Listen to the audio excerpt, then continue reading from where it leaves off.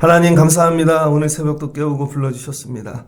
특별히 부흥을 앞에 두고 저희들이 새벽에 먼저 깨지며 변화되고 영적으로 변화되는 은혜를 먼저 경험하게 도와주시옵소서. 오늘도 새벽에 주님 만나고 내려가는 은혜를 주세요. 예수님의 이름으로 기도합니다. 아멘. 잘 오셨습니다. 오늘 말씀은 요한복음 1장 6절로 14절입니다. 예수님은 누구이신가 두 번째 시간입니다.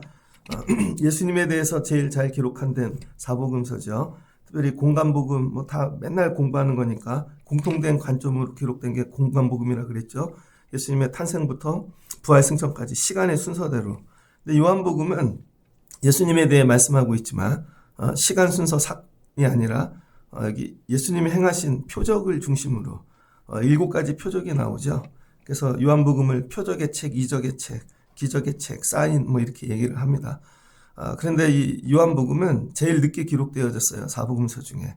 그러니까 요한사상이라 그러는데 거의 1세기 말이죠. 그래서 1세기 말에 이 특징이, 그 시대적인 특징이 뭐냐면 영지주의가 나타납니다. 영지주의. 그러니까 이 플라톤주의라 그러는데 보이는 것들은 보이는 게 있는 게 아니라 그 뒤에 보이지 않는 것들이 있다는 거예요. 이분법적이죠. 그래서 모든 세상을 둘로 나눕니다. 햇빛이 있고 그 다음 반대로 어두움이 있고 그 다음에 태양이 있으면 달이 있고 남자 여자 되게 좋고 나쁜 걸 이렇게 다 나눈다고요. 그런 시대에 기독교도 어떻게 되겠어요? 기독교도 이분법적 사고가 들어오죠. 6, 0 이런 식으로. 그래서 6은 나쁜 거고 0만 좋은 거고. 그러니까 나중에 어떻게 됩니까? 이렇게 가연설 같은 게 나오고 영지주의, 0만 추구하는 그런 이제 시대가 온다는 것이. 그래도 이단입니다. 그래서 이단의 시작이 영지주의에서 나오거든요. 오리겐 이런. 그래서 여러분들이 신앙생활하면서 중요한 게 뭐냐면 균형이에요. 균형. 한쪽으로 치우치지 않는 거. 그래서 여러분도 믿음 생활하면서 너무 이쪽으로, 왜 내 특성이 있거든요. 그렇게 되면 안 돼. 균형을 잡아야 된다는 것이죠. 그래서 1세기 말에 예수님을 어떻게 전해야 될 것인가. 1세기 말에. 그러니까 우리 이런 고민을 가져야 됩니다. 오늘 이 시대에 예수님을 어떻게 전해야 될 것인가. 오늘 우리가 사는 시대에 이걸 집으로 갖고 가서 우리 아이들에게 이 예수님을 어떻게 전할 것인가. 그 다음에 삶으로 갖고 가서 예수님을 어떻게 전할 것인가. 내가 어떻게 전할 것인가를 고민하고 기도할 때 여러분 내가 몰랐던 크신 예수님을 경험할 수 있어요. 왜? 전할 수 있게 도와주시거든요. 그래서 요한이 전하는 예수님은 어떤 분이신가. 이렇게 시작되죠. 태초에 말씀이 계셨대요. 말씀이 육신이 되어 오신 거죠. 성육신이라는 개념이 나오죠. 말씀이 육신이 되어 오셨다. 세상은 다 말씀으로 창조되죠. 말씀으로. 예를 들어 청라라는 동네가 있습니다. 갑자기 청라가 있어요. 누군가의 설계도가 먼저 나왔겠죠. 그럼 이 설계도가 먼저 있었을까요? 누군가의 머릿속에 있었겠죠. 그게 말씀이라는 거예요. 그 말이 여러분 보여지는 게 되어지는 것이죠. 그러니까 우리도 됨이 되기 위해선 말씀이 있어야 돼요. 말씀이 들어가야 우리가 되어지는 것이. 밥만 먹는다고 되는 게 아닙니다. 그래서 그 말씀이 하나님과 함께 계셨고 이 땅에 오셨다는 것이죠. 근데 오셨는데 뭘로 오셨대요? 빛으로 오셨다는 거예요. 빛으로. 빛은 상징이죠.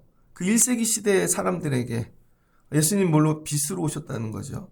그래서 예수님이 오시는 성탄절, 대강절의 정기가 시작되면 빛의 축제가 시작되죠. 그래서 어두운데 성탄 추리도 달고 그게 다 이유가 있죠. 그래서 예수님이 세상의 빛이다. 그래서 그 빛 가운데 거해요. 빛을 보고 가요. 우리 삶의 자리가 다 어디든지 어두움인데 빛으로 나가요. 그럼 빛 안에 들어갔더니 그런 거 있잖아요. 길을 가다가 되게 어두워서 어머 저기 빛이 있어 하고 가봤더니 술집이에요. 아니면 빛이 있어 하고 가봤더니 주유소예요. 근데 내가 몸이 되게 아픈 사람이에요. 근데 빛이 있어 하고 갔더니 예를 들면 병원 응급실이에요. 그럼 사는 거죠. 그러니까 빛은 뭐예요? 오라는 거죠. 오라는 거. 빛이 뭐가 아니라. 그래서 빛으로 들어갔더니 그 안에 뭐가 있어요? 생명이 있대요. 생명. 그러니까 예수님은 빛으로 이 땅에 오셔서 빛으로 우리를 부르시는 거죠. 어둠 가운데 있는 자. 빛은 신호인 거예요. 들어갔더니 거기 생명이 있더라. 생명. 그러니까 예수 안에는 뭐가 있다는 거예요? 생명. 그러니까 말씀이 뭐예요? 생명인 것이죠. 그런데 이 빛 가운데 한 번에 갈 수가 없으니까 빛이 있어 하고 지시해주는 사람들이 있었다는 거예요. 그게 예언자죠. 선지자. 그래서 예수님이 오시기 전에 그 빛을 비춰주는 작은 빛이 있었는데 그게 세례 요한이라는 것입니다. 여러분들이 하셔야 될 일이 뭐냐면 여러분이 빛이 되는 게 아니에요. 여러분이 빛이 되면 신천지 됩니다. 여러분이 빛이 되면 여러분이 통일교 되는 거예요. 여러분이 빛이 아니라 여러분의 빛을 비추는 자가 되는 거죠.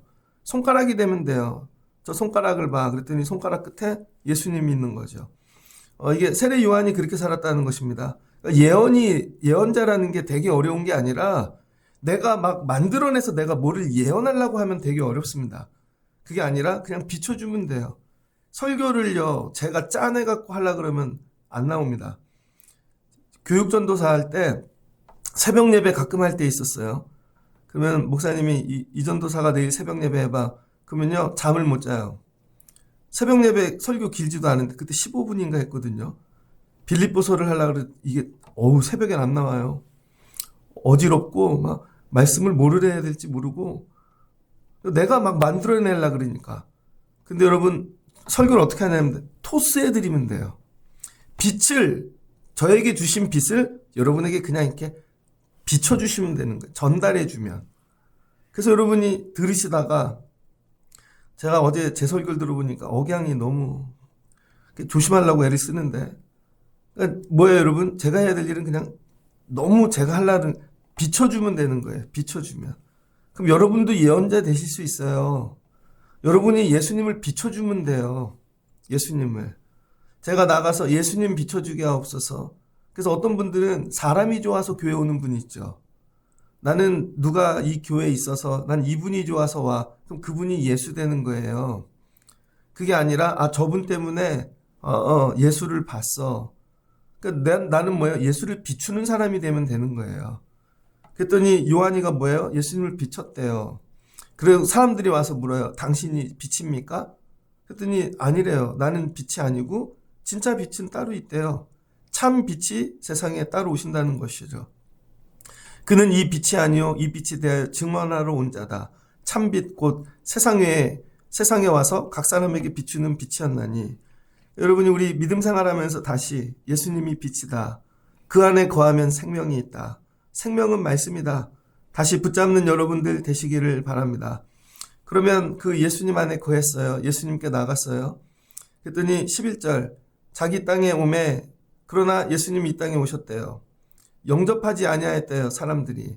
예수님을 못 알아보는 것이죠. 아니면 그 빛이 싫은 거예요. 어둠이 좋은 거예요. 여러분 빛이 오면 다 좋을 것 같나요? 예를 들어서 애들한테 서울대 가는 법은 간단해요. 공부 열심히 하면 돼요. 서울대는 가고 싶어. 그래서 야 공부 열심히 해. 그래서 학원을 보내줬어요. 그랬더니 학원은 싫대요. 하루 종일 앉아 공부하는 거 너무 싫다는 거죠. 그러면 못 가는 것입니다. 하나님이 주시는 은혜 이런 건 다 좋대요. 근데 예수님 영접하는 건 싫다는 것이죠. 내 뜻대로 내 의지대로 안 되냐는 거예요. 안 된다는 거예요 여러분. 그래서 이 빛 가운데 거하기 위해 첫 번째 하나님은 보내셨고 그 다음 우리가 해야 될 일이죠. 받는 거예요. 응답입니다. 그게 영접이에요. 그래서 믿음 생활의 시작은 영접입니다. 뭐 말씀이 계시가 되고 이거 맨날 풀어봐야 아무 소용이 없다는 거예요. 앉아서 이것만 공부해요. 이거를 또 뭐 헬라 철학을 갖다 놓고 이게 로고 쓰고 아무 소용이 없다니까요 여러분. 빛에 대하여 아무리 얘기를 한들 문제는 뭐야? 내가 이걸 받아들일 거냐. 그래서 믿음의 시작은 영접부터 시작한다는 거예요. 영접부터. 요한복음이 시작하는 건 뭐냐면 그래서 너희는 영접했어 안 했어? 영접할 거야 안 할 거야? 이거를 묻는 거예요. 여러분은 예수님을 영접하셨습니까? 어디까지 영접하셨습니까? 영접도 다 하지 않고 교회 오는 것까지만 자기가 허락하는 거죠. 그거 영접이 아닙니다. 교회 오는 거지 예수랑은 상관이 없잖아요. 그러면 예수님을 영접하는데 어디까지 영접하실 거예요? 정말로 이렇게 머리로만 아니면 내 삶에 전부 예수님을 영접하나? 영접이에요. 오늘 여러분이 힘쓰셔야 될 거. 나는 예수님을 영접했는가? 그분이 정말 내 구주이신가? 그분이 내 영혼의 주인이신가? 이거죠. 영접하는 거. 근데 이 영접을 뭐라 그래요? 나중에 이걸 믿음이라는 단어로 바뀌죠. 로마서에 가면. 그래서 여러분, 믿는다는 거, 영접한다는 거, 믿는다는 거. 그래서 이제 12절을 보니까 영접하는 자, 곧 그 이름을 믿는 자들에게, 영접이 곧 뭐예요? 믿는다는 거죠. 그럼 믿음이란 뭘까? 믿음. 여러분, 우리는 이성의 시대를 살고 있으니까 20세기에 전도의 효율성을 위하여 신학을, 성경을, 여러분 진리를 너무 간단하게 몇 단어로 체계화시켜 버렸습니다. 특히 사형리 같은 거. 그죠? 그래서 이 영접했대요. 그럼 그냥 갑자기 됐대요. 길을 지나다 사형리에 대해 들어보셨습니까? 자연계에는 자연의 원리가 있듯이 하나님과 우리 사이에는 영적인 원리가 있습니다. 첫째는 첫원리 하면서 쭉 그러다 갑자기 삼원리쯤 되면 믿으시겠습니까? 이렇게 주인으로 모시고 있는 삶과 이게 어느 거 선택할래요? 이거 할게요. 그러면 됐대. 그럼 이제 영접 기도를 하죠. 그러더니 오늘부터 구원받았대. 우리는 이렇게 쉽게 그게 아니라는 거예요, 여러분. 이거는 누가 만들었어요? 빌리 그레이엄 목사가. 한국에 와가지고 74 엑스플로러를 하고 가는데 어떻게 하면 빠르게 전도를 할까? 비행기에서 고민을 한 사형리를 만들어낸 거죠. 그래서 여러분, 미국에 지금 미국뿐만 아니라 기독교의 가장 큰 문제가 너무 값싸게 만들었다는 거예요. 성경도 모르고 예수도 모르는데 갑자기 그냥 이걸 딱 듣고 그 자리에서 이거인 것 같아. 그럼 영접 기도하지. 그럼 오늘 됐대. 아무것도 모르는데요. 그게 아니라는 거예요. 그렇게 해서 예배를 드리고 앉아 있으니까 아무 능력이 안 나타나는 것이죠. 그래서 이렇게 생각합니다. 믿음은 뭐예요? 내 생각의 의지, 의지의 동의. 이걸 우리는 믿음으로 배웠다니까요. 고민해보고 내 의지로 이걸 동의하는 거야. 그걸 믿는다는 거죠. 난 그 말에 동의 못해. 근데 여러분이 동의 못하는 게 더 많잖아요. 왜? 생각으로 이게 이해가 안 되니까.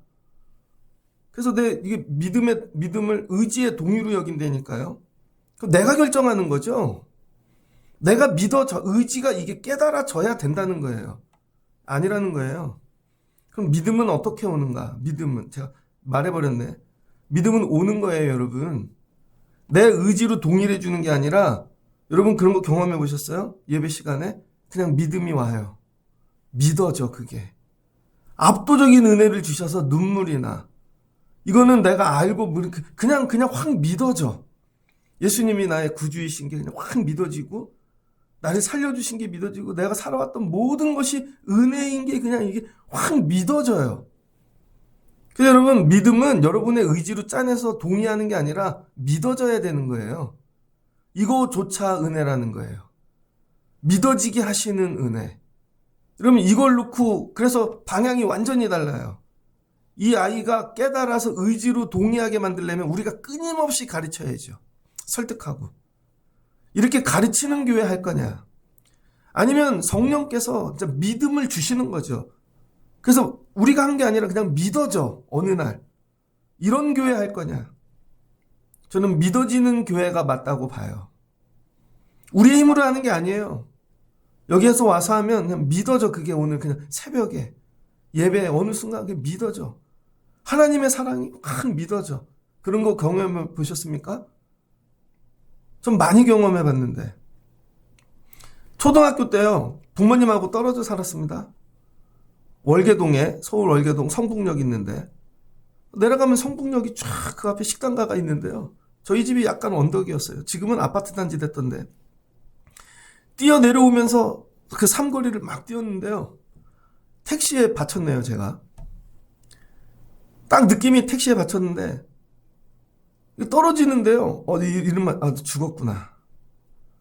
근데 떨어지는데 누가 받아주는 택시기사가 막 나중에 놀래가지고, 제가 깨달았는데, 이거 하나님이 살려주셨구나. 군대에 갔는데, 계룡산에 있었습니다. 그 꼭대기 슬리퍼 신고 거기 청소하다가 정말 10m 밑에 되는 낭떠지로 굴렀어요. 미끄러지는 순간, 죽었구나. 근데 떨어지는데요, 정말 대퇴부 쪽만 살짝 다치고, 하나님 받아주셨구나. 이런 경험이 여러 번 있습니다. 뭐 이거는 사건이지만, 예배 가운데 찬양을 부르는데 호산나를 부르는데 그냥 와요. 사랑이 와. 확 오는데 이거 내가 너 사랑해. 압도적인 감당할 표현할 수 없는 눈물이 하나님 나 사랑하시는구나. 그날부터 훈련을 마칠 때까지 혼자 찬양이 떠나지를 않아요. 밖에 있을 땐 부르지도 않았던 찬양을 그것도 하나님의 은혜로. 여러분 믿음은요 오는 거예요. 그래서 여러분이 기도하셔야 돼요. 하나님 오늘 새벽도 이전보다 더 큰 믿음을 주세요. 그래서 예전에 안 믿어지던 게 믿어지고 말씀이 막 믿어지고 사랑이 믿어지고 그게 뭐예요? 믿어지는 게 영접이라는 거예요. 아 주님이 나의 구주시고 나를 위해 오셨고 이게 믿어지는 게 구주라는 거죠. 이게 믿어지면 어떤 일이 일어나나? 하나님이 왜 예수님을 보내셨나 이 땅에? 그걸 믿어지면 너희를 하나님의 자녀로 인정해 주신다는 거예요. 하나님의 자녀로. 뭐가 존재가 바뀌는 거죠. 그날부터는 이게 믿어지는 순간부터 주님이 나의 구주이시고 나를 위해 오셨고 나를 위해 죽으셨고 오늘 요한복음 앞부분은 아직 거기까지 가지 않았지만 결론이잖아요 그게. 그러면 하나님이 나를 자녀로 여겨주신대요. 예수님처럼 여겨주신다는 거죠. 왜? 영접했으니까. 예수가 내 안에 있는 거죠. 그래서 하나님이 나를 볼 때 이용진으로 보지 않고 내 안에 있는 나를 예수로 봐주신다는 거예요. 이게 우리가 여러분 예수 믿는 가장 큰 복이에요. 나 같은 자를 하나님의 자녀로 삼아주셨다. 이게 깨달아지면요. 미칩니다. 잠이 안 와요. 그 전까지는 옆집 애랑 비교를 해. 막 비교해요. 교회를 다니면서도 어렸을 때 쟤네 아빠는 되게 부잔데 쟤네는 막 비교를 해. 근데 나중에 지나고 저 이제 인생을 많이 살았잖아요. 아빠가 부자인 분보다 하나님의 자녀가 된 사람이 더 잘 돼요. 진짜예요, 여러분. 그래서 오늘 여러분이 부흥회를 앞에 두고 회복하시고 영적 체질 개선해야 될 거 뭐냐? 존재를 깨달으세요. 나는 누구인가? 나는 예수 믿고 하나님의 자녀가 된 사람이라는 거예요. 하나님의 자녀. 근데 그 믿음도 내가 의지로 동의해서가 아니라 믿음이 들어온 거예요. 그래서 내가 의심하고 안 믿어지는 일이 있어도 나는 자녀예요. 탤런트 중에 지진이 씨인가? 그분이 외아들인가 그래요. 근데 중학교 2학년쯤 됐는데 아무리 봐도 엄마 아빠하고 안 닮았대요. 그래서 한번 진지하게 물었대요. 엄마 나 주워 왔어? 그랬더니 엄마가 장난으로 주워 왔지? 그랬더니 그날부터 나 주워 온 아들이구나. 나는 20살이 되면 집을 나갈 것이다. 그리고 살았다는 거예요. 그러니 그날부터 삶이 얼마나 지옥이겠어요. 난 주워 온 아들이야. 나중에 나이가 들고 너 왜 자꾸 그러냐? 그랬더니 엄마 솔직히 얘기하세요. 저 어디서 주워 오셨어요? 그랬더니 야 이놈의 자식아. 농담이지 그거를. 여러분 내가 하나님의 자녀라는 게 있지 않으면요. 사는 일이 괴롭습니다. 세상을 이기는 가장 큰 힘이 뭐냐면 내가 하나님의 자녀라는 거예요. 자녀. 여러분은 하나님의 자녀이십니까? 정말 여러분이 하나님의 자녀이면 근심이 바뀌셔야 돼요. 사는 게 바뀌고. 그 얘기예요. 예수님이 이 땅에 오신 거. 근데 왜 이게 요한복음에서 얘기를 하고 있잖아요. 요한복음. 여러분 공간복음은 역사적 예수가 있던 시대예요. 그래도 33년까지. 근데 이 역사적 예수를 우리는 예수라고 합니다. 근데 예수님이 십자가에 죽으시고 부활하신 것 이후로는 우리는 그를 그리스도라고 부르죠. 예수 그리스도. 어디 가서 예수 그리스도가 뭐예요? 그럼 설명하실 수 있어야 됩니다. 예수는 뭐예요? 역사적인 사람. 세상에 예수가 얼마나 많아요. 그 이름이. 그런데 수많은 예수 중에 우리가 믿는 그 예수님만 십자가에서 죽으시고 부활하셔서 그리스도가 되셨다는 거예요. 그래서 그리스도는 뭐예요? 직분입니다. 여러분, 제가 이용진이잖아요. 예수 이름 똑같 이용진. 근데 제가 뭐예요? 직분이 목사. 이용진 목사라는 거예요. 여러분, 어떤 분은 권사, 세상에 나가면 선생님, 이렇게. 그러니까 예수가 그리스도라는 거죠. 세상에 그리스도는 예수뿐이라는 거예요. 그래서 이제 예수님이 자기가 와서 내가 그리스도에 아무도 안 믿잖아요. 부활하시고 나서야 저분이 그리스도셨구나. 그래서 부활 이후에는 순서가 바뀌죠. 그리스도가 예수님이야. 그래서 그리스도 예수. 이렇게 표현한 사람이 누구예요? 바울이죠. 그래서 여러분 1세기 말쯤 되면은요, 역사적 예수로 만나는 게 아니라 육신으로, 예수님을 뭘로 만나요? 영으로 만난다는 거예요. 영. 그래서 이 요한복음이 중요한 거예요. 그래서 이 사도 바울이 다메섹에서 예수님을 뭘로 만났어요? 영으로. 예수의 영. 예수의 영으로 만났잖아요. 우리는 이제 예수님을 뭘로 만나요? 역사적 예수가 아니라 예수의 영으로 만나는 것이죠. 그러니까 어디서나 만날 수 있습니다. 어떤 분이 퀴즈를 냈대요. 어느 예화에 나오는 건데, 신부님인지 하여튼 뭐 교회 어른이 꼬마 애기를 데려다, 얘야, 내가 문제를 낼 테니 맞추면은 돈을 주겠다. 그랬대요. 그랬더니 내보시라고. 하나님이 계신 데가 어디 있는지 두 군데만 얘기해 보래요. 애한테. 하나님이 계신 데 두 군데. 어디 계세요, 여러분? 하나님은? 그랬더니 아이가 이렇게 얘기하더래요. 그럼 제가 거꾸로 문제를 낼 테니까 제 문제를 맞히면 제가 2배로 드릴게요. 아이가 이렇게 물었답니다. 하나님이 안 계신 데가 있으면 얘기해 보세요. 무슨 말씀인지 이해되세요?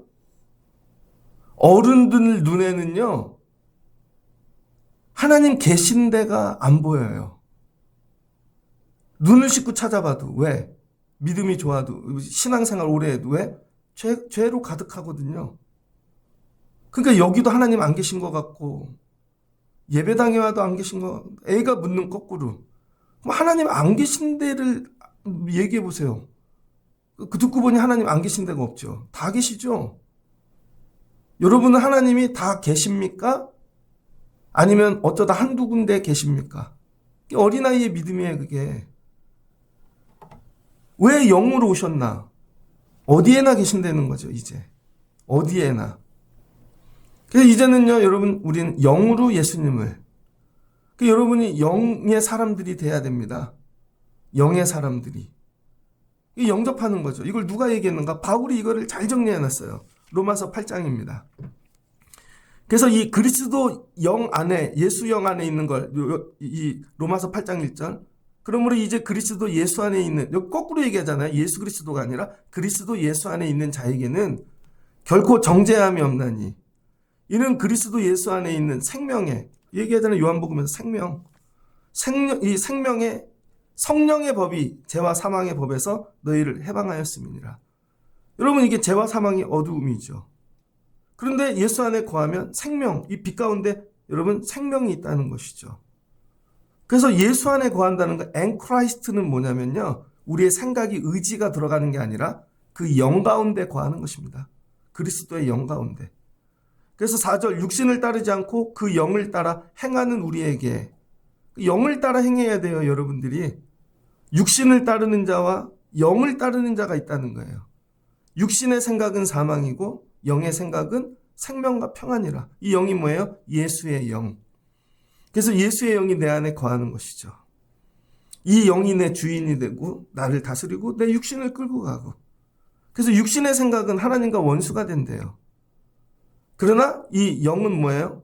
하나님과 원수되는 게 자녀됨의 은혜를 주신다는 거예요. 자녀됨의. 그래서 구절을 보니 만일 너희 속에 하나님의 영이 거하시면 너희가 육신에 있지 아니하고 영에 있나니 누구든지 그리스도의 영이 없으면 그리스도의 사람이 아니니라.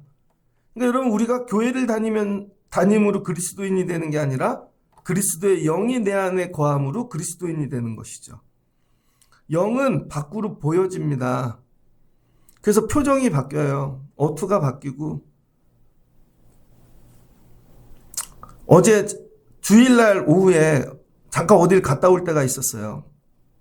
주일날 우리 애를 태우고 갔다 올 때가 있었는데 신호등이 걸렸습니다. 근데 우리 애만한 저희 집이 아들 딸이잖아요. 근데 똑같이 저희 집 애들보다 한 3살 많은 고등학생 애들인데 남매인 것 같아. 아들이 두 다리를 못 써요. 그래서 몸을 집어넣고 이렇게 끌고 다니는 바퀴 달린 거, 그걸로 신호등을 건너더라고요. 교복을 입고 있어. 근데 옆에 동생인지 누나인지 여자애가 같이 서서 걷더라고요. 신호등이 빨간색으로 바뀌었는데 절반도 못 왔어요. 그래서 비상등을 켜고 서 있었죠. 뒷차들이 빵빵거리다 그걸 걷는 아이의 모습을 보고 모두 숙연해졌어요. 마지막으로 거길 지나가는데 이런 거죠. 어떤 사람은 늦어서 야, 쟤네들 왜 나왔어? 여러분은 그런 광경을 보면 어떤 마음이 제일 먼저 드십니까? 내 안에 영이 나로 반응하게 하는 거예요. 보면 불쌍해. 눈물이 나. 이런 영이 여러분 안에 계십니까? 저 아이를 보는데 미안해, 우리 애는 건강해서. 야, 저 아이를 기르는 집은 어떨까? 저 아이는 평생에 나중에 우리는 살아봤으니 부모님이 일찍 돌아가시면 어떨까? 저 옆에 여자애가 평생에 저 아이가 짊어져야 되는 순간 이런 것들이 되게 더워요. 그럼 여러분 어떤 마음 드세요? 밖에 나가서 일하시는 분들 보면 어제도 보는데 배달하시는 분들이 다리 밑에 앉아 쉬더라고요. 생계죠, 생계. 그러니까 음료수 하나를 잘못 갖고 왔어. 어떤 마음이 드세요? 왜 여러분 안에는 예수의 영이 없으십니까? 예수를 생각으로 배워서 그런 거죠. 공부로 배워서. 그래서 예수에 관하여는 내가 잘 아는데 실제로 예수는 내 안에 없는 거죠. 그래서 여러분이 자녀가 된다는 건 예수의 영이 들어와야 되는 거예요. 그럼 어떻게 돼요? 하나님하고 같은 마음을 갖게 된다는 거죠. 그래서 하나님이 아파하는 걸 나도 아파하고 하나님이 분노하는 걸 나도 분노하고 그렇게 된다는 거예요. 그래서 14절을 보니 8장 14 무릇 하나님의 영으로 인도함을 받는 사람은 이제 여기서 바울이 이걸 정확히 정리해 줘요. 이 영으로 인도함을 받는 사람이 곧 하나님의 아들이라. 교회를 와갖고 믿습니까? 영접합니까? 아멘. 의지로 동의로 나 오늘 믿고 왔어. 그게 아니라는 거예요. 이 영이 주인이 돼서 영으로 사는 사람이 하나님의 아들이라는 것이죠. 그러면 너희는 다 무서워하는 종의 영을 받지 아니하고 근데 이게 받으면 종이 아니고 양자라는 거예요. 양자. 그래서 우리가 하나님을 아빠 아버지라 부를 수 있다는 거예요. 그래서 성령을 받으면 성령은 또 뭐예요? 갑자기 예수의 영 얘기하다. 예수님이 우리에게 보내신 첫 번째 보혜사입니다. 근데 예수님이 가시고 예수님 대신 보내신 게 보혜사가 성령이라는 거예요. 그러니까 이게 또 다른 예수의 영인 거예요. 그래서 여러분이 기도하면 제일 먼저 주시는 게 뭐예요? 영을 주신다는 거예요. 영. 하나님의 영, 예수의 영, 성령. 늘 구해야 될 게 뭐예요? 영을 구하라는 거예요. 영. 그럼 이 영이 우리에게 들어오셔서 하나님과 우리를 아빠, 아버지, 자녀 되는 관계로 만드신다는 거죠. 그래서 영을 받은 자들은요. 아빠, 아버지가 그냥 입에서 튀어나와요. 경험해 보셨죠? 내가 하려는 게 아닌데 그냥 이게 나온다니까요. 여러분 애들이 말을 배울 때 아빠를 생각하고 그냥 튀어나오는 거지. 엄마를 엄마 그냥 나오는 거지. 그래서 성령이 친히 우리의 영과 더불어 우리가 하나님의 자녀인 것을 증언하시나니. 그래서 내 안에 있는 영이 하나님한테 계속 얘기해요. 우리가 하나님의 자녀라고. 여기 자녀가 있다고. 그래서 하나님이 우리를 주목하여 보시고 우리와 함께 하시고 그렇게 되어지는 것이죠. 여러분이 예를 들어서 엄마예요. 엄마. 애가 배가 고프대. 전화가 와요. 아프대. 전화가 와요. 돈이 없대. 전화가 와요. 낱낱이 하나의 문제를 놓고 구하잖아요. 엄마 배가 되게 고파. 그럼 근데 실제로는 음식이 가는 게 아니라 누구만 가면 돼요? 엄마만. 돈이 없는데 누구만 오면 돼요? 엄마만. 몸이 아픈데 약이 오는 게 아니라 엄마만. 엄마가 오면 나머지는 다 엄마 안에서 정리되는 것이죠. 그래서 우리가 기도를 하면 여러분이 하나님 돈을 주세요. 그럼 돈이 안 와요. 하나님 도와주세요. 그럼 그 문제가 갑자기 답으로 안 와요. 누구 먼저 온다고요? 자녀에게 엄마 먼저 온다니까요. 그래서 기도의 응답이 성령인 거예요. 성령이 오시면 그게 응답인 거예요. 그래서 그 성령께서 우리의 필요를 따라 여러분 일하시기 시작하시는 거예요. 엄마 나 지금 배고파는데 내가 원하는 음식이 지금은 이거 먹어야 돼. 근데 그게 엄마가 하시는 거죠. 그래서 여러분 기도의 응답은 물질이 지식이 세상 것이 아니라 성령이 응답이라는 거예요. 그 성령이 뭐예요? 원래 예수 그리스도.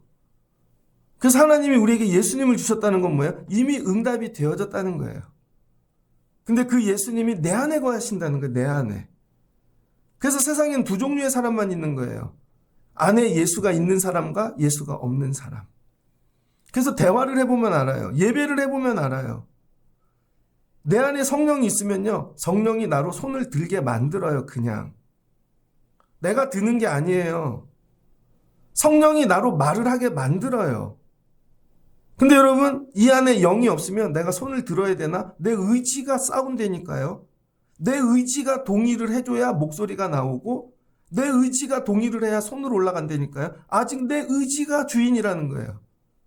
영이 들어오면은요 그냥 올라간다니까요. 그 영이 여러분 그 싸이 콘서트 같은 데 가보세요. 뭐 의지를 갖고 뛰어요? 그냥 뛰는 거지. 하물며 우리가 예배를 드리는데 내 의지로 하는 게 아니라는 거예요. 여러분이 그리스도의 영으로 충만하시기를 주의 이름으로 축복합니다. 그럼 모르가 된 자녀. 그럼 어떤 일이 일어나는가? 이제 말씀을 정리하고자 합니다.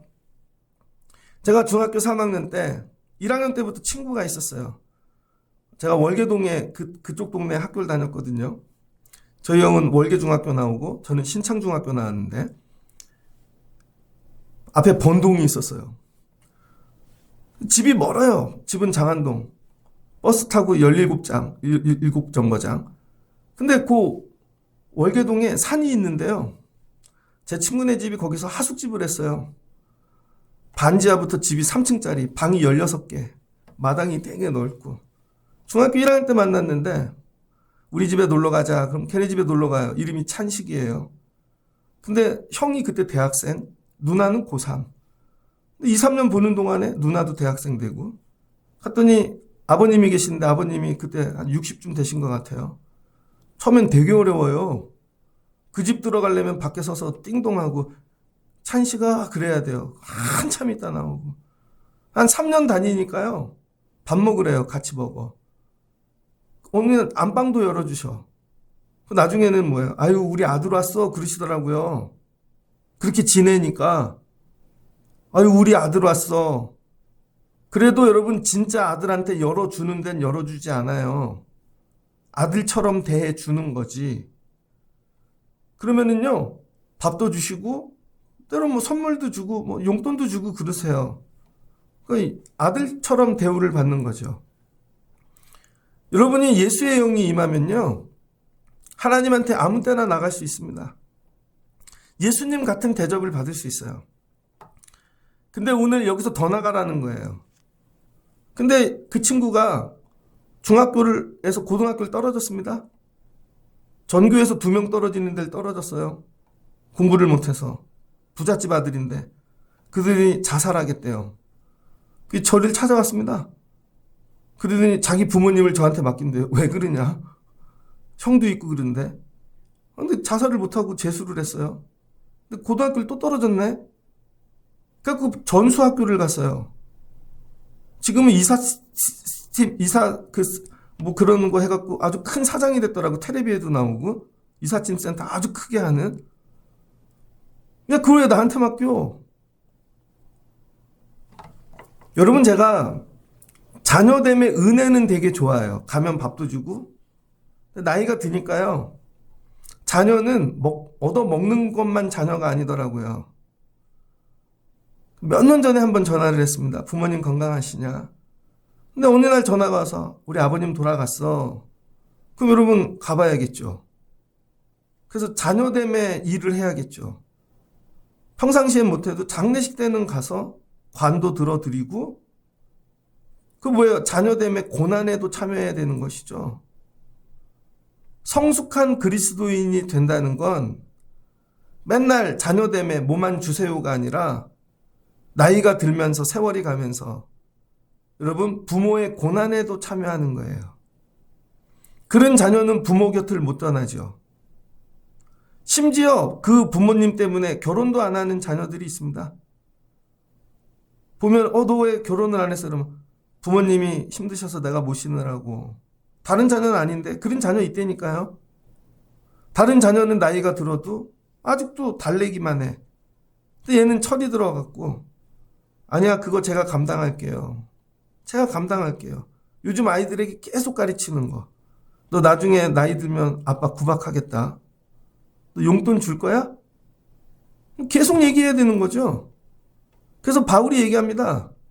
야 너희가 자녀이면 상속자이면 우리가 자녀 되면 하늘의 것도 상속해 주신대요.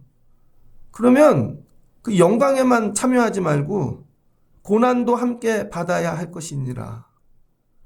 나중엔 뭐에도 참여하래요? 고난. 이거 하나님이 힘드시겠다. 그럼 내가 이 일도 같이 해드려야지. 이게 철드는 거 아니에요, 여러분? 나이가 40, 50이 됐는데 아버지가 아직도 박스를 줍고 계셔. 예를 들어 되게 힘들게 노동을 하셔. 그러면 아버지 오늘 얼마 버셨어요? 용돈 주세요. 이게 아니라 용돈도 맞죠. 자녀들이니까. 아버지 제가 할게요. 그동안 수고하셨잖아요. 아버지를 보면 눈물이 나요. 이제 안 하셔도 되잖아요. 근데 아니야 운동 삼아 하는 거야. 아버지 힘들면 저한테 얘기하시라니까요. 자녀들 중에는요. 이런 고난을 나눌 수 있는 자녀가 있고 나눌 수 없는 자녀가 있습니다. 자녀의 권세를 주셨다는 것은 하늘의 것만 상속받는 자가 되라는 게 아니라 그러면 예수님의 고난, 하나님의 고난까지 참여하는 자가 되라는 거예요. 그러니까 우리가 기질이 바뀐다는 거, 영적 체질이 바뀐다는 거, 의지로만 내가 하나님의 자녀야. 그리고 내가 원하는 거 뽑아먹는 게 아닙니다. 예수의 영이 내 안에 들어와 내가 하나님의 자녀됨이 그냥 믿어지는 거예요. 나 같은 자를 자녀 삼아 주셨네? 그때 은혜가 나오는 거죠. 제가 부족한 거 알아요. 제가 목회함에. 그때 그걸 좀 준비하고 이렇게 됐으면. 나 같은 자를 목사로 삼아 주셨다는 게 어느 날 감사가 나오는 거죠. 그게 은혜라는 거예요. 나를 자녀 삼아 주셨어? 그러면 저 사람도 자녀 삼아 주셨네. 그럼 그게 귀한 거죠. 그럼 내가 하나님 뭐 기쁘게 해드려야 되나? 내가 이 땅에 사는 동안에 하나님한테 뭘 드리고 가야 되나? 내가 없어져요.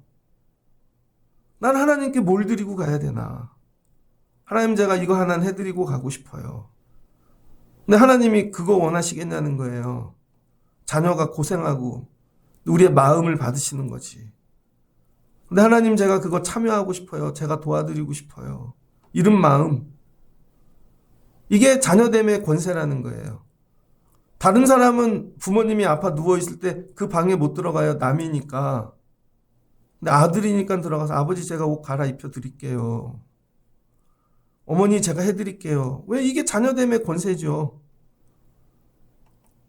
나는 하나님과 이런 관계인가? 이게 영으로 난 거라는 거예요. 영으로. 여러분들이 이런 자녀 되시기를 주의 이름으로 축복합니다.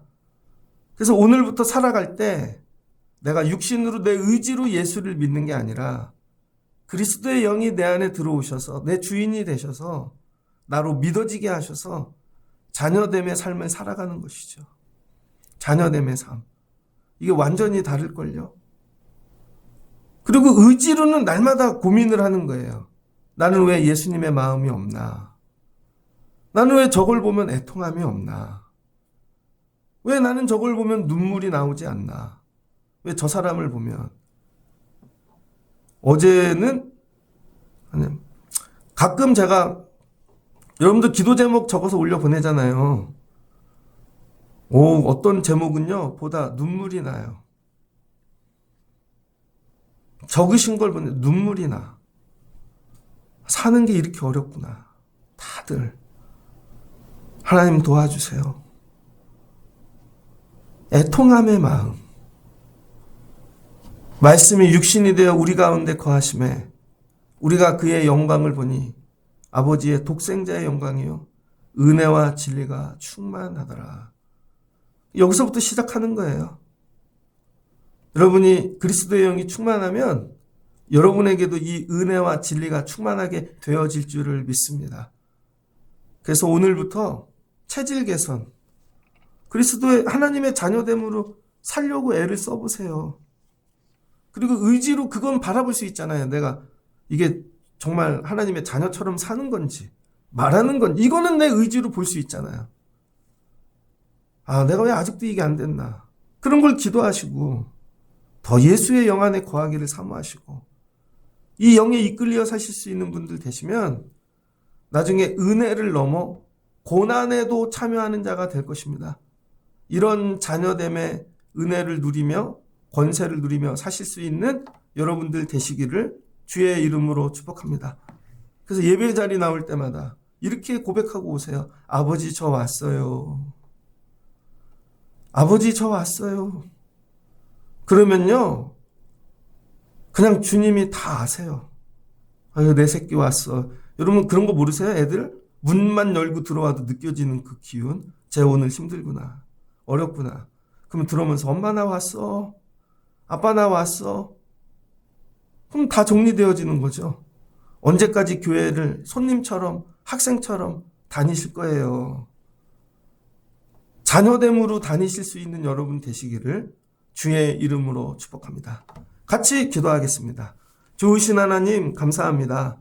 예수님은 누구신가? 예수님은 태초부터 계신 말씀이시고 예수님은 이 땅에 오신 빛이시고 그 빛 가운데 들어가면 생명이 있습니다. 그런데 예수님은 33년 동안 사람으로 계시다가 부활하셔서 하나님 우편에 가셨죠. 그럼 예수님은 우리와 어떻게 함께 하시는가? 그리스도의 영으로. 주님이 안 계신 곳이 없습니다. 이거에 보여지는 눈을 주시옵소서. 그리고 주를 예수 그리스도를 나의 구주로 고백하고 영접하면 근데 하나님 내 의지가 이게 믿어지지 않아요. 내 생각이. 믿어지는 은혜를 주세요. 어느 날 예배하다 말씀을 듣다 찬양하고 기도하다 믿음이 들어오게 하여 주시옵소서. 믿어지니 하나님의 자녀가 됩니다. 그래서 하나님께서 너도 들어와. 안방까지 들어와. 일로 들어와. 같이 나누게 하시고 먹게 하시고 근데 나중에 주님과 하나가 됩니다.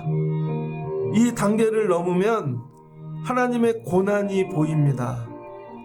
내가 자녀됨으로 우리 아버지의 일 도와드려야 되겠다.